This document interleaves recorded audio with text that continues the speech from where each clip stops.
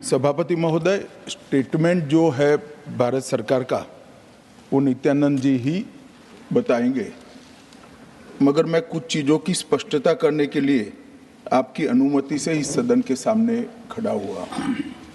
सबसे पहले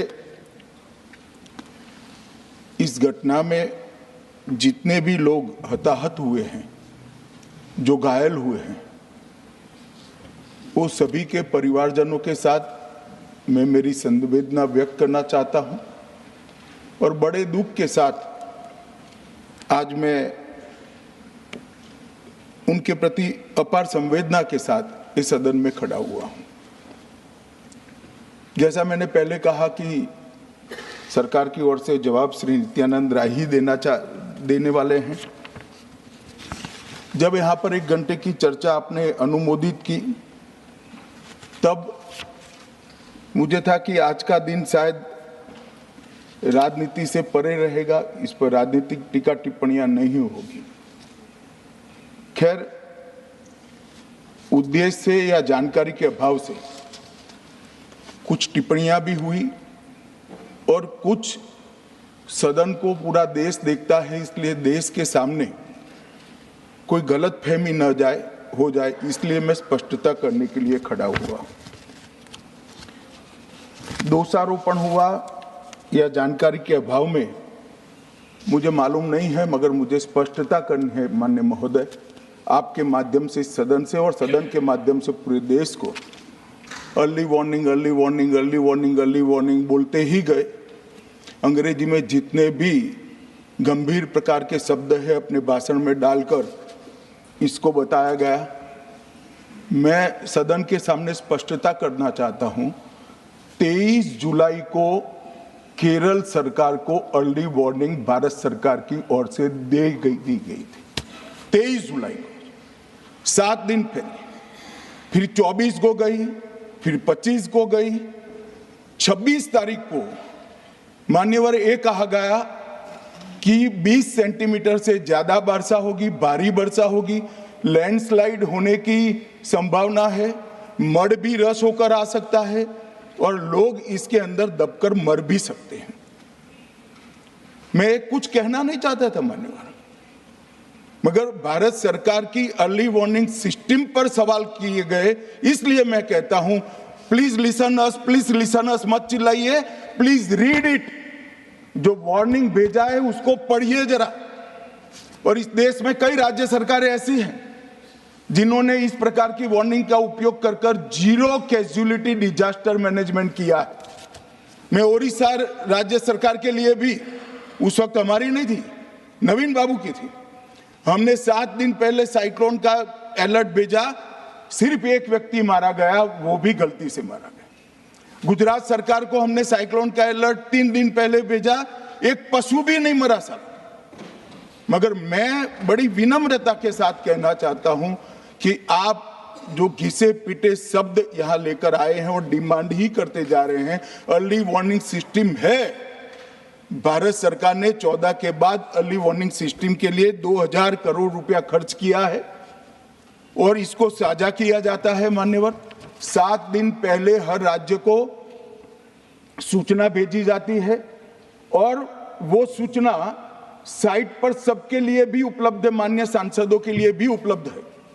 मगर कुछ लोगों को है कि यहाँ की साइटें खोलते ही नहीं है, विदेश की ही खोलते हैं, तो अब विदेश में तो इसकी अर्ली वार्निंग सिस्टम आएगी नहीं, हमारी साइट देखनी पड़ेगी मान्यवर।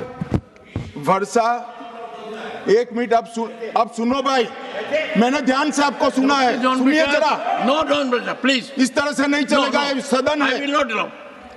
The facts and figures and details are being imparted. Please, मान्यवर, Honorable Minister.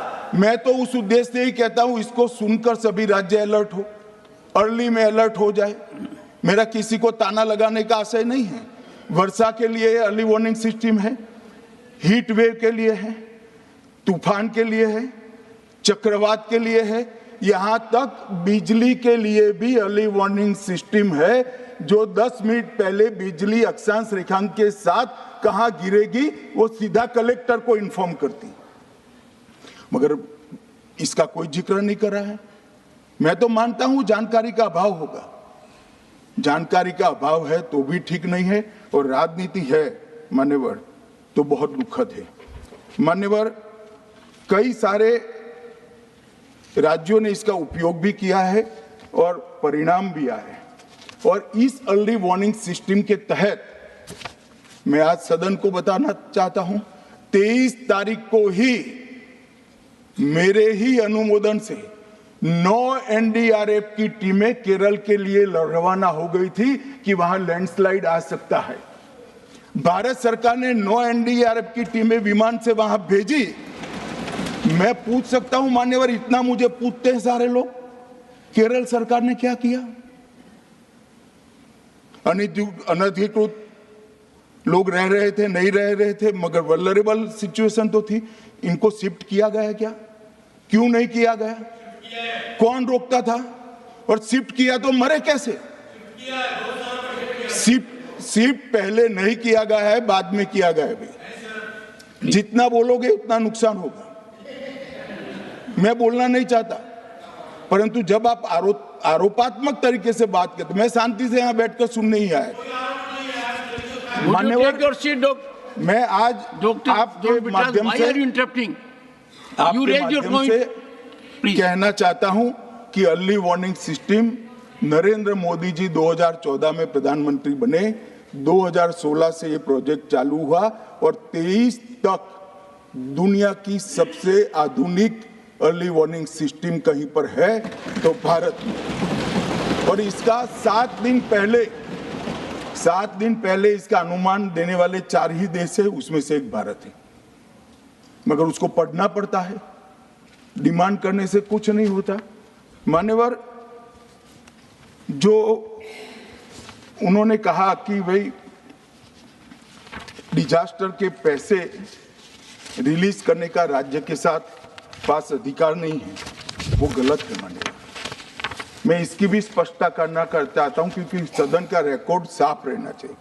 एसडीआरएफ में 10% राशि कोई भी राज्य अपने हिसाब से अपनी गाइडलाइन से इश्यू कर सकता है, और 100% राशि भारत सरकार की जो गाइडलाइन इश्यू हुई है, गाइडलाइन इश्यू के किसी भी परमिशन की भारत सरकार की जरूरत नहीं है, गाइडलाइन को सिर्फ फॉलो करना है। मगर जो ये डिजास्टर के पैसे हैं और कोई हेड के अंदर तो खर्च नहीं हो सकते, हमें इतना तो चेक एंड बैलेंस रखना पड़ेगा। तो फिर भी 10% खर्च तो डिजास्टर के नाम से कुछ भी आप करें कोई नहीं पूछता। 90% खर्च आप गाइडलाइन के हिसाब से डिजास्टर के लिए भारत सरकार की कोई परमिशन लेने की जरूरत नहीं। और बंगाल का भी कहा मान्यवर, डिटेल स्टेटमेंट नित्यानंद जी पढ़ेगी, मतलब मैं स्ट्रक्चर्ड स्टेटमेंट नहीं दे रहा हूं, सिर्फ स्पष्टताएं कर रहा हूं। मान्यवर, बंगाल का भी कहा, हमने 6,244 करोड़ रुपया 14 से 24 तक बंगाल के अप्रूव किए हैं, और जिस प्रकार से इनके खर्च का हिसाब आता है इस हिसाब से रिलीज होते हैं। उसमें से 4,619 4619 करोड़ रुपया हमने रीएम्बर्स कर दिया है, मगर वहां थोड़ा प्रॉब्लम है हिसाब भेजने में। अब वो तो मैं अच्छे से नहीं कर सकता साहब, बंगाल ने ही करना पड़ेगा। अकाउंट देना पड़ता है तो सरकार है, कोई पॉलिटिकल पार्टी नहीं है ना। सरकार के कुछ रूल्स होते हैं, रेगुलेशन होते हैं, अकाउंटिंग सिस्टम होती है, एजी का ऑडिट होता है। हम किसी को नहीं मानेंगे तो थोड़ी तकलीफ आएगी, मगर धीरे धीरे आदत पड़ रही है, इंप्रूवमेंट आया है।